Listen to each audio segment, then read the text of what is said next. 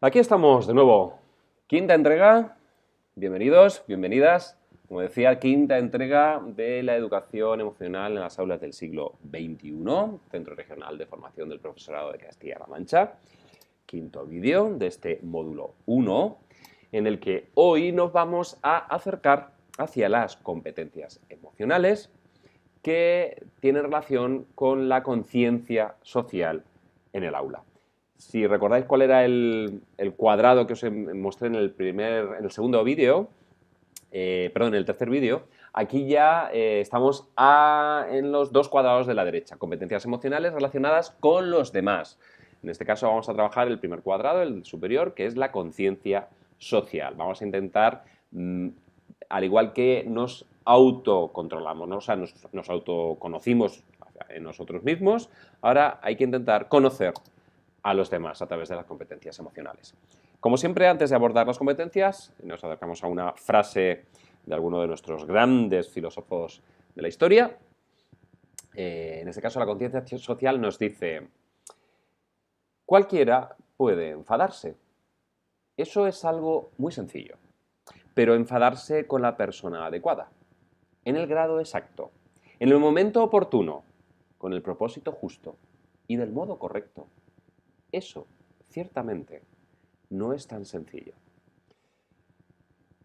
Como ven, Aristóteles ya lo tenía muy claro. También se dice que el hombre por naturaleza es un animal social, ¿no? Pues aquí tenéis, fijaros qué conciencia social tenía Aristóteles, ¿no? Y qué conciencia social en este caso de las emociones para con el otro. O sea, yo me puedo enfadar. Enfadarse es muy fácil. Lo que pasa es que enfadarse con la persona adecuada, o sea, analizando a la otra persona en el grado adecuado, controlando cómo me enfado yo, en el momento oportuno, o sea, no es cuando me salta la chispa, sino cuando toca, en el propósito justo, o sea, no por lo que yo piense, ni lo que el otro piense, sino por lo que realmente tiene que ser, y del modo correcto, o sea, sin que se nos vaya de las manos el tema. Eso, ciertamente, ya no resulta tan sencillo. Enfadarse de esa forma ya es complejo. Vuelvo a hablar de una serie de señores que hace casi 2500 años ya nos hablaban de la importancia de las emociones en aquella sociedad. Imaginaros la importancia que tienen las emociones en nuestra sociedad. Vamos allá con las competencias dedicadas al conocimiento social. ¿Vale? Lo primero, me imagino que la conocéis todos, la competencia de la empatía. Nos permite, como docentes, compenetrarnos con un amplio abanico de señales emocionales, detectando así lo que sienten los discentes, pero nunca dicen. En muchos casos, no solo es importante lo que ves, sino lo que no ves. Es como no solo es importante lo que te dicen, sino lo que no te dicen. Quizás en muchos casos lo que no te dicen es casi más importante que lo que te están diciendo. Pues en este caso lo que veo es muy importante porque además como son lo que puedo percibir son señales emocionales que en muchos casos ellos no controlan, porque, como os decía, son respuestas automáticas, pues tengo mucha información. Siempre que hago cursos con chavales me terminan diciendo, pero ¿cómo es posible si no nos conoces? ¿Cómo puedes saber tanto de nosotros? Y yo siempre les digo lo mismo. Yo es que oigo y a la vez escucho. Y yo miro y a la vez veo. Y los procesos empáticos para mí son fundamentales para entender qué está ocurriendo en un aula, para entender cómo funcionan las redes sociales dentro de ese aula, cómo funciona, quién es el que tiene el poder, quién no lo tiene, quién lo busca, quién no lo encuentra, quién está fuera. Toda esa información me llega a través de la empatía, de mirar muchísimo a los chavales a ver qué es lo que está ocurriendo. Se necesita una escucha intencionada a las señales emocionales, tanto visuales como auditivas. Un conocimiento, evidentemente, de la comunicación no verbal. La comunicación no verbal es también otra de las líneas que sirven mucho para poder trabajar con las emociones, porque evidentemente toda la comunicación no verbal también está absolutamente, permitirme la palabra, contaminada o sea, de emociones. Es imposible que tus movimientos no tengan competencias emocionales, evidentemente. También se necesita una capacidad desarrollada para comprender la perspectiva de los alumnos, evidentemente. Llevamos mucho tiempo de pie dando clase, o sentados en nuestro pupitre. No está mal que de vez en cuando nos sentemos en el pupitre de un alumno e intentemos dar la clase de ahí. Nos cambia totalmente el concepto. Por el sitio, porque tiene gente detrás, porque tiene gente delante, por todo.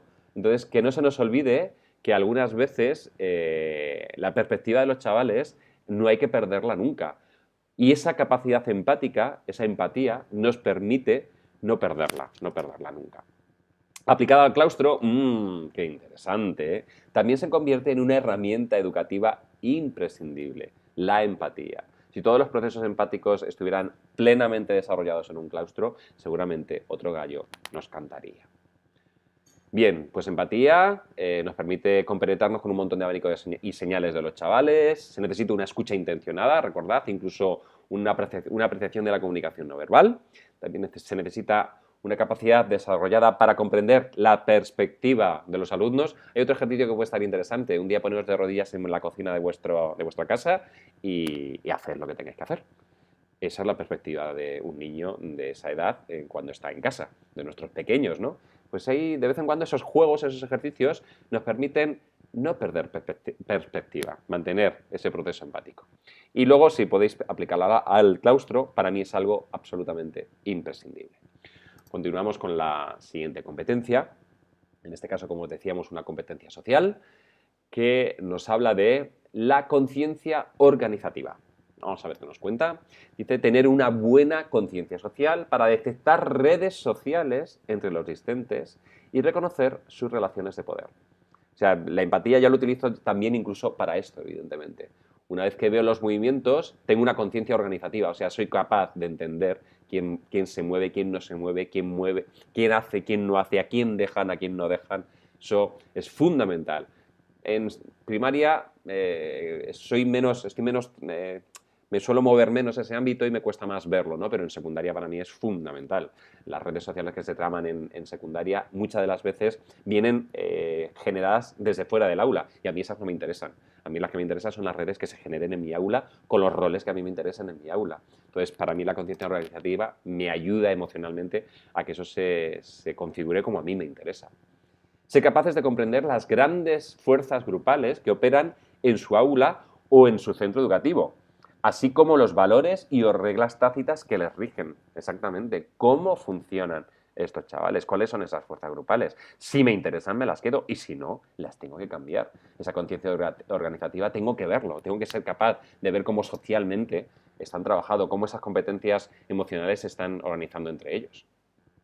Tener la habilidad de transformar todas esas relaciones en herramientas que permitan un nuevo orden en el aula que fomente el trabajo colaborativo y la interacción de todos los discentes. Ahí tenés la consecuencia final.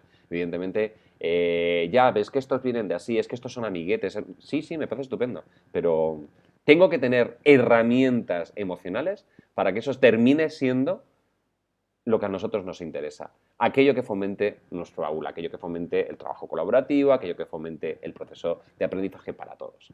¿Ok? Pues esa sería la conciencia organizativa. Como veis también, algo muy importante. Vamos con la siguiente, que nos habla, esta sería la tercera y última de este bloque, nos habla de la educación como servicio social. Muy importante, que no se nos olvide, profesores y profesoras, que no se nos olvide. Permanecer al servicio de la comunidad educativa y por ampliación de la sociedad en general, siendo conscientes de la gran importancia de la labor que estamos desarrollando. Sé que no estamos en uno de los momentos más ricos socialmente hablando, pero desde hoy mismo creo que es algo que tenemos que empezar a trabajarnos, a currarnos, a conseguir que ese reconocimiento social esté ahí. Entonces, eso es una competencia emocional nuestra.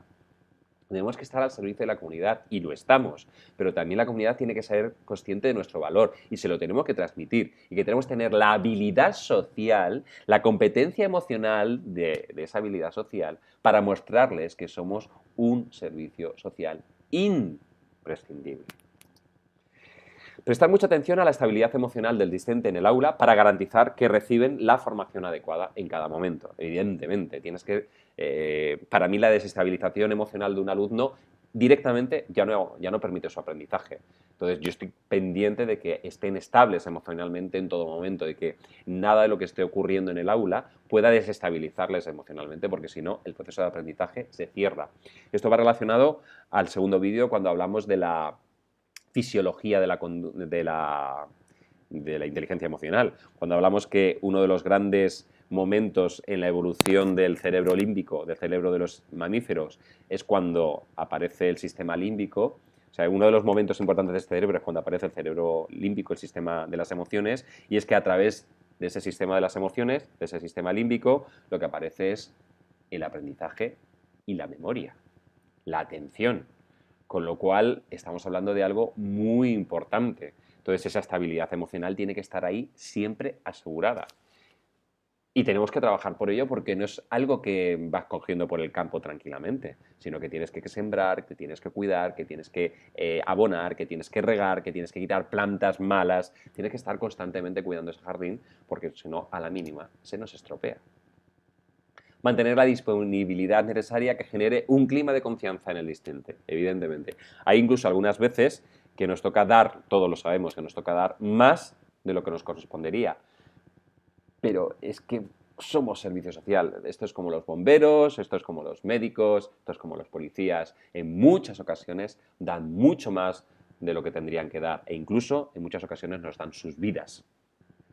Bueno, pues nosotros dos, la vida, afortunadamente, no hace falta que la demos, pero bueno, hay veces que hay que dar un poco más de lo que sería algo meramente contractual entre un trabajador y un asalariado. Con lo cual, con esto vamos a terminar y creo que no hay nada más en este quinto vídeo y por fin nos veremos en el sexto y último. Hasta luego.